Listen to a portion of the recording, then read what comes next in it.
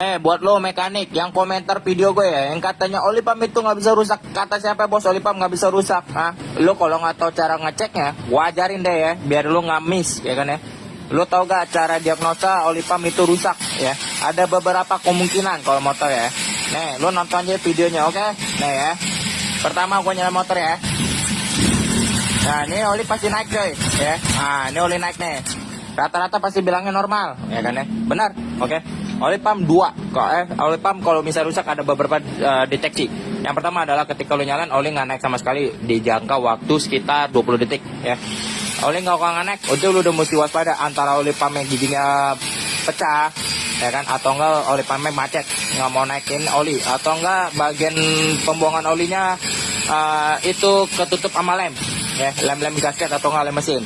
Nah, kalau terus cara cek lagi oli pump rusak enggaknya, kalau lu baru nyalain, misalnya kalau nggak digas ya, kondisi motor masih dingin atau enggak, kondisi cuman motor langsam dong. Oli naik nih pada normal nih naik, ya kan ya. Lu deteksi, oh oli pump bagus deh, ya kan, normal naik. Nah, tapi ketika panas motor lu, kalau nggak kondisi jalan lu lagi ngebut, tiba-tiba suara klep lu berisik, itu lu bisa deteksi oli pump rusak ya.